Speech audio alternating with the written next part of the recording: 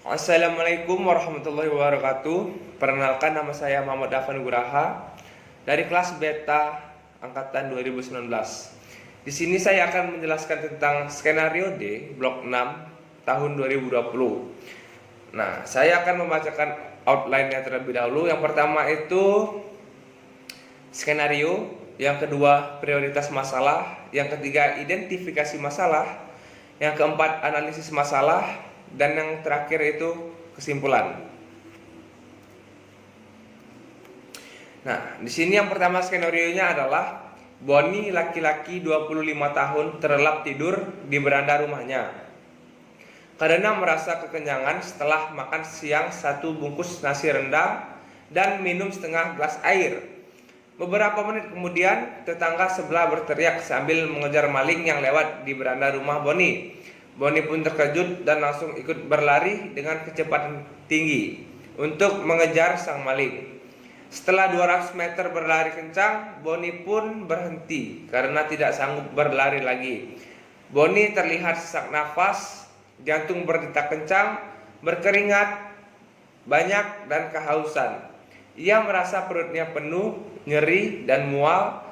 Keesokan harinya, Boni merasa pegal bagian paha.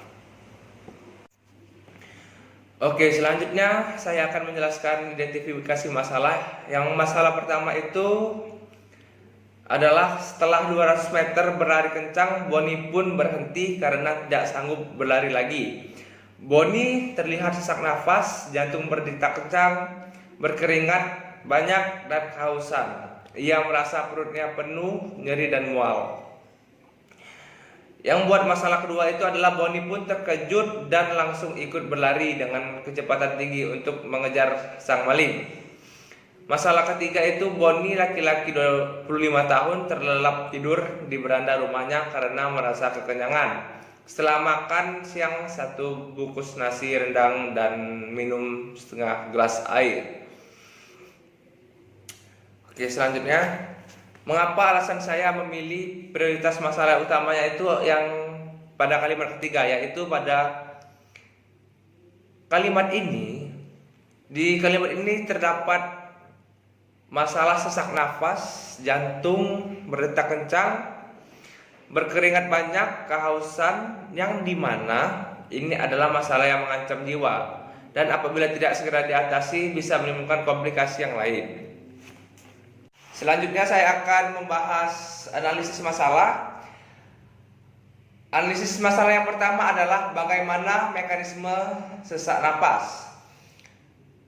Pada saat latihan, frekuensi pernapasan akan meningkat. Meskipun demikian, frekuensi pernapasan tidak akan dapat dipakai sebagai alat ukur intensitas latihan karena pernapasan dapat dimanipulasikan oleh seseorang. Pernapasan secara sadar dapat dipercepat, diperlambat, atau diperdalam oleh kemauan seseorang. Akan tetapi, jika pernapasan tidak dikendalikan secara sadar, sudah akan diatur secara otomatis oleh sistem saraf autonom.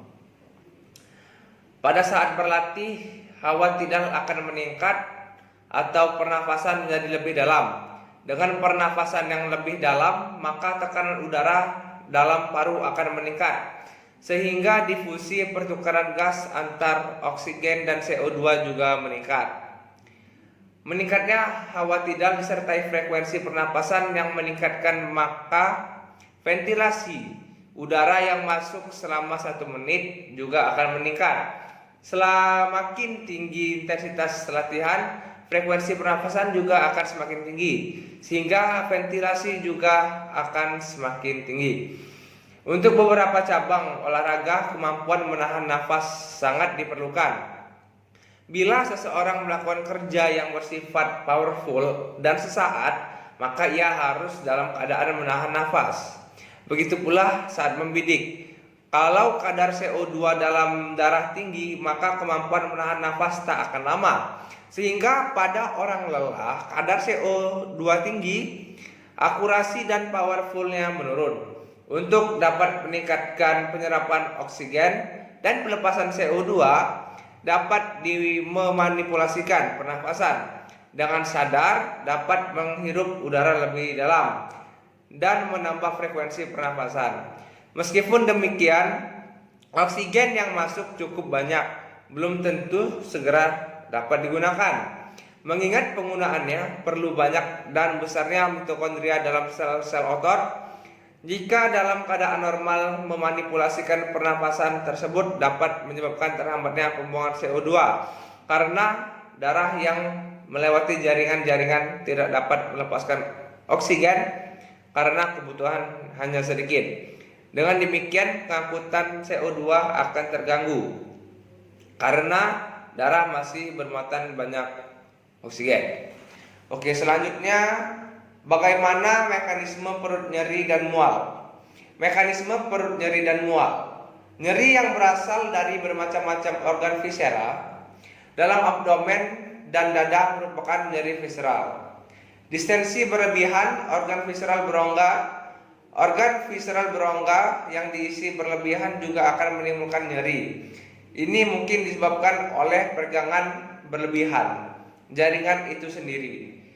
Keadaan distensi yang berlebihan juga dapat membuat kolaps pembuluh-pembuluh darah yang mengelilingi organ viscera atau yang melalui dinding organ viscera, jadi mungkin memicu timbulnya nyeri iskemia.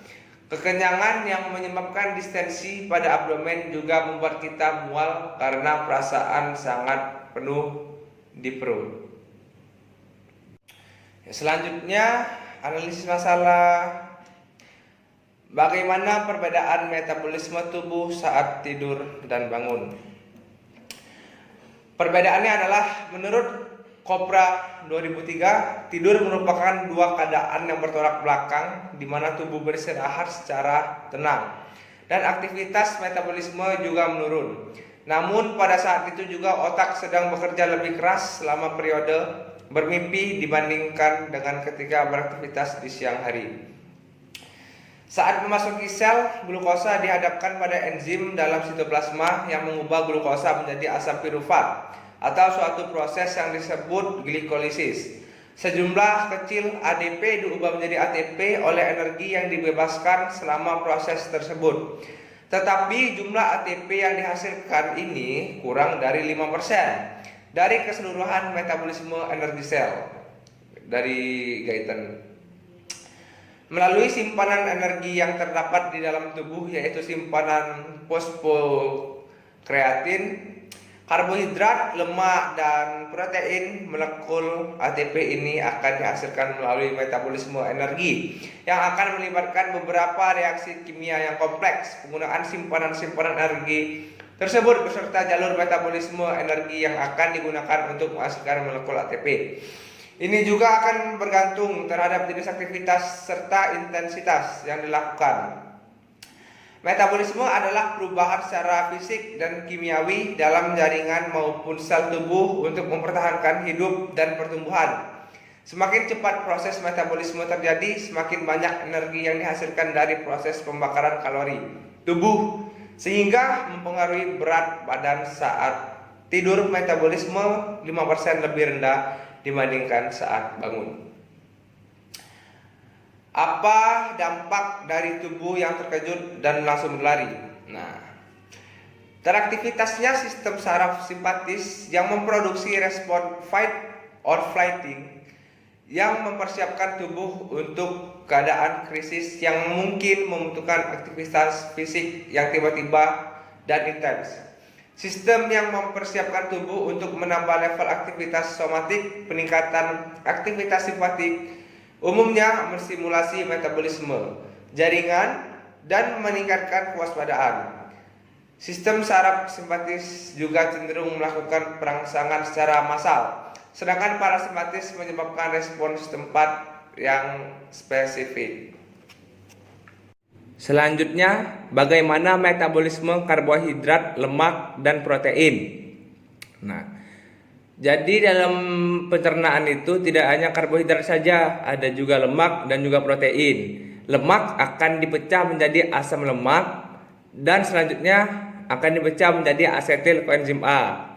Karbohidrat dipecah menjadi glukosa dan juga selanjutnya dipecah menjadi asetil koenzim A.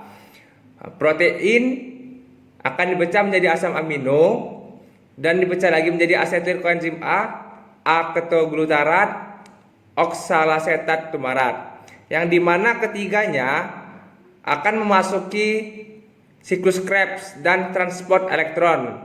Yang dimana hasil akhirnya akan menjadi ATP dan juga CO2 plus H2O. Selanjutnya, bagaimana mekanisme kelelahan otot? Kelelahan otot dapat diakibatkan oleh beberapa faktor, diantaranya waktu istirahat otot yang kurang, kontraksi yang terus-menerus meningkat atau berlangsung dalam waktu lama, asam laktat yang meningkat, sumber energi berkurang, dan kerja enzim yang berkurang. Apabila waktu istirahat otot terlalu sedikit, padahal kerja otot berlangsung dalam waktu yang cukup lama, maka otot dapat kehabisan energi atau ATP. Otot tidak memiliki waktu yang cukup untuk memproduksi ATP yang baru. Jika terus berlangsung hal demikian, maka produksi ATP akan dialihkan dengan cara anaerob. Produksi dengan cara anaerob akan membuat penimbunan asam laktat semakin banyak. Asam laktat yang merupakan hasil sampingan peristiwa dari pemecahan glikogen dapat menyebabkan pegalinu dalam otot atau dapat menyebabkan kecapean otot. Kecapean atau kelelahan otot biasanya ditandai dengan tubuh yang menjadi lemas dan juga lelah. Asam laktat dapat diubah lagi menjadi glukosa dengan bantuan enzim-enzim yang ada di hati. Akan tetapi hanya sekitar 70% asam laktat yang dapat diubah kembali menjadi glukosa oleh enzim-enzim dalam hati. Cara lain untuk mengurangi penimbunan asam laktat adalah dengan menambah pasokan oksigen ke dalam darah. Kebutuhan oksigen yang tinggi akan mengakibatkan seseorang bernafas dengan terengah-engah.